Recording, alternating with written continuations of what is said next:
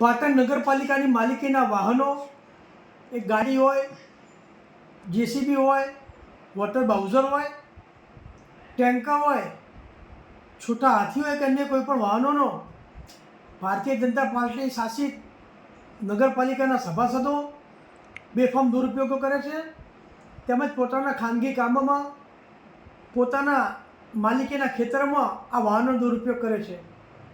તે જ રીતે તારીખ 8/8/2023ના રોજ પાટણ નગરપાલિકાના 3 સભાસદશ્રીઓ પાટણથી પોતાના ખાનગી કામ અર્થે ગાંધીનગર જવા માટે ચીફ ઓફિસરની માલિકીની ગાડી GJ24A GA 0603 લઈને કોઈપણ પૂર્વ મંજૂરી વગર અહીંથી નીકળ્યા હતા.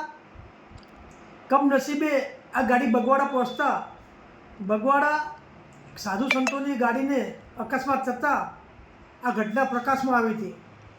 ત્યારબાદ અમે વાંધો લીધો હતો અને વાંધો લીધા બાદ અમે માહિતી માગતા આજે અમને માહિતી મળે છે. આ માહિતીમાં સભાસદશ્રીઓ નગરપાલિકાના ચીફ ઓફિસર કે પ્રમુખશ્રીની કોઈપણ પૂર્વ પરવાનગી લીધા વગર મન ફાવે રીતે ગાડી લઈ ગયા હતા અને પોતાના ખાનગી કામે લઈ ગયા હતા.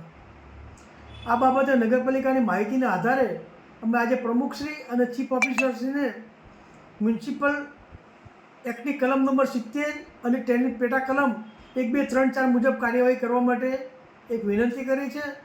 અને જો સમય મર્યાદામાં કામગીરી કરવામાં નહીં આવે તો અમે આગામી રિજનલ કમિશનર ઓફ મ્યુનિસિપાલિટીમાં પણ આ બાબતે વિવાદ ઊભો કરીશું અને આની દાદ માગીશું.